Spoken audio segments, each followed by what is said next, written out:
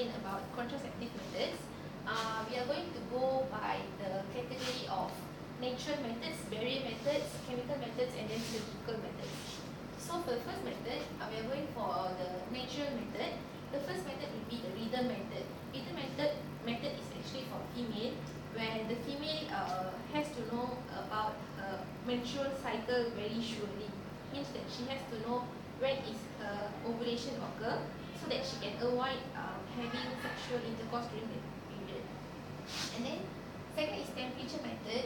Temperature method refers to the basal body temperature of a woman. Means that basal body temperature refers to the body temperature during rest. If a woman actually measures her temperature every single morning, just after waking up, there will be a rise in temperature during the ovulation period. So that if there's any increase in temperature in her body, she should avoid having sexual intercourse, because that might be the fertile period for her. And then the third will be cervical mucus. Usually, women will have mucus discharge during ovulation period.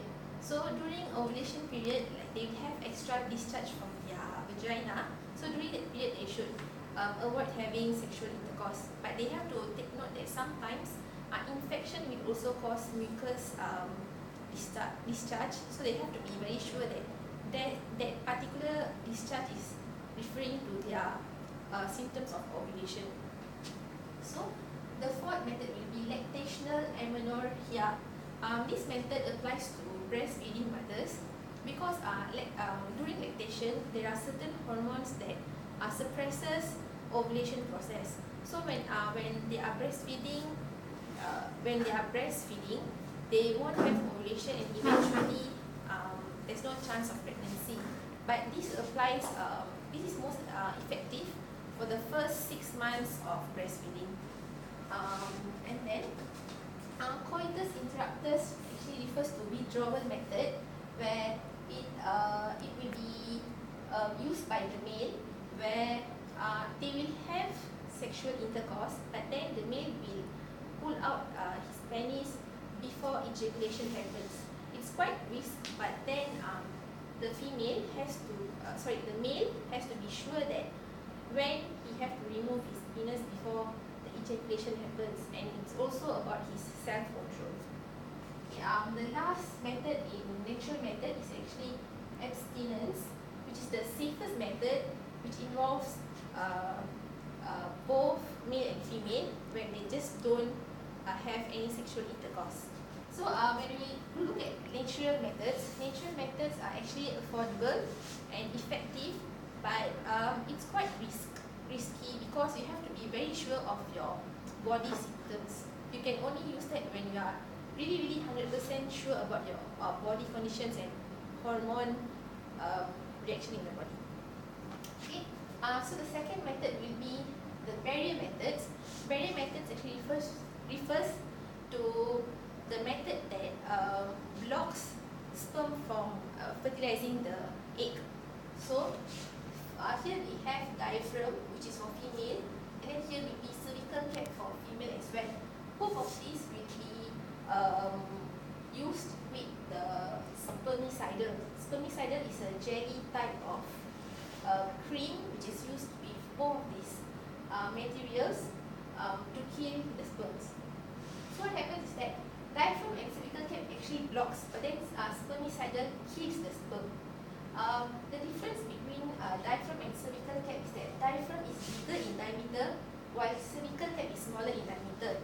But from the side view, if we see the diaphragm will be a bit flatter compared to the cervical cap. Other than that, both of these both tools function in the same way. Next is femidome. Femidome is actually female condom, and here is the condom, which is for the male. For the male condom, it will be used by the male, where he will wear that on his penis. And then femidome is when the female have to wear the femidome in her vagina. But the risk in using femidome is that during the sexual intercourse, the male has to be sure that the penis actually, the penis actually enters inside the femidome and not in between the vaginal wall and also the femidome. Okay, and then other than that is the sponge. Sponge actually is something like cervical cap and diaphragm, but it has spermicidal. It already has spermicidal on it, but it's the least effective in the barrier methods because it has recorded several number of pregnancy after the usage of sponge. Okay. Next we are moving to the chemical methods. Chemical methods actually refers to the hormones in our body. In usual cases, the peak, which means that the high level of progesterone and estrogen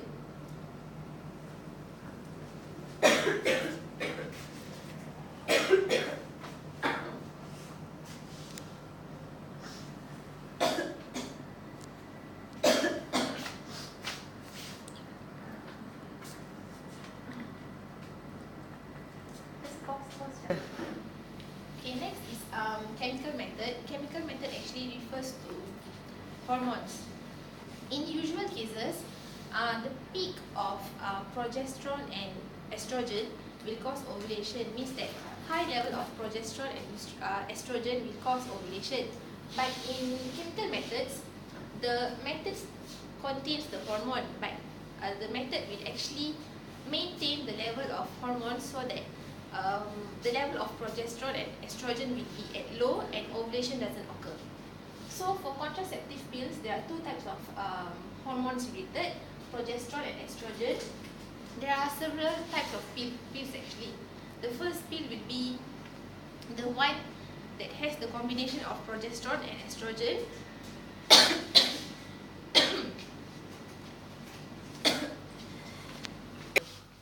Okay, next is actually the chemical methods. Chemical methods actually involves hormones. Usually, in usual cases, progesterone and estrogen will cause ovulation. But in this case, these contraceptive methods will keep the level of progesterone and estrogen in low levels so that ovulation doesn't occur and there won't be any pregnancy. There are several types of contraceptive pills.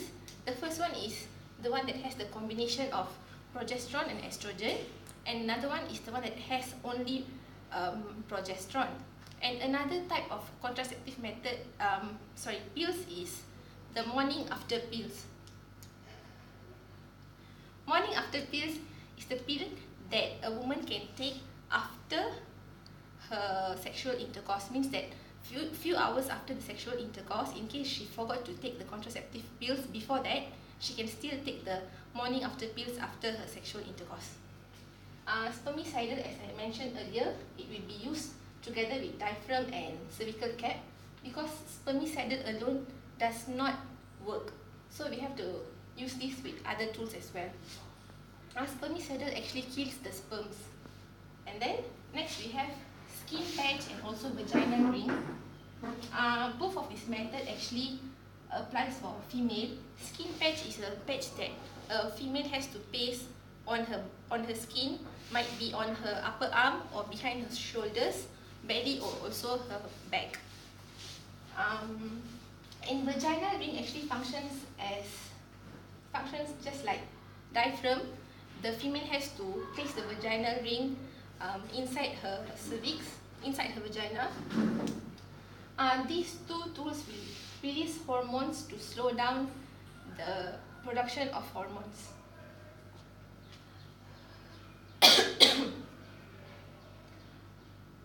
Skin patch and vaginal ring, we have to use that for 3 weeks. And then the 4th week, we have to remove that because 4th week will be the menstrual week. Okay? And the following method will be injection. Injection is when they inject hormone into their body, either on their upper arm or inside their ovary.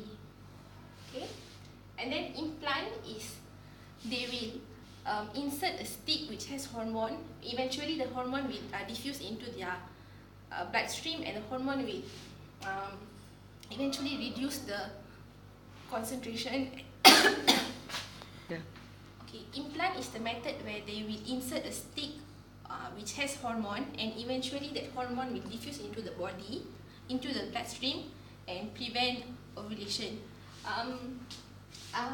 When we use this method, chemical methods, the progesterone and estrogen level will be low. At the same time, there won't be any ovulation, and it thickens the cervical mucus, which eventually blocks the sperm from entering inside the uterus. Okay, for the final one is the surgical method. For surgical method, we have Issue. Issue is actually a method where they will insert coiled metal inside the fallopian tube, and eventually it will block the passageway of ovum from traveling into the uterus. And this method is actually permanent. So next, I'm going to invite Yana to explain further on tubal ligation and IUD. So this is the model of uterus. So in surgical methods, we have IUD and also tubal ligation for female, and also Assure, but I will show you on the IUD part. So this is the model of IUD. So basically, before the IUD is being inserted into the through the vagina and through the cervix, there will be only one stick.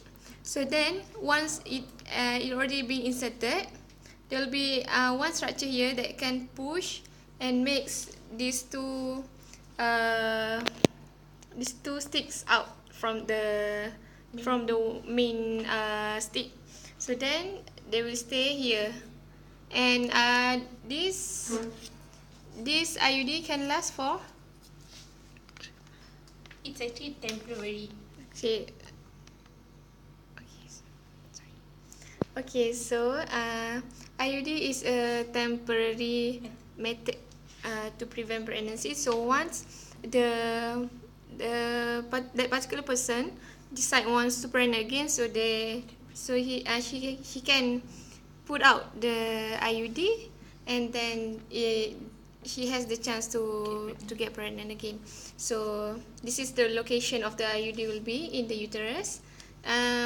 This arrow shows where the diaphragm, which is the barrier method, the diaphragm and cervical cup will be placed at the cervix, so to prevent the entrance of the sperm into the uterus. And this arrow shows the location for tubal ligation. So it means like the cut of the fallopian tubes happens here, and then they will be separated like this, and then the doctor will tie at both parts. So this tubal ligation method is actually permanent, but then if that particular person decides want to get pregnant again, they can ask for their fallopian tubes to be connected, but then the chances of get pregnancy is very low. So if the reverse surgery wants to be done, so then the parts that will be tied will be cut here and here.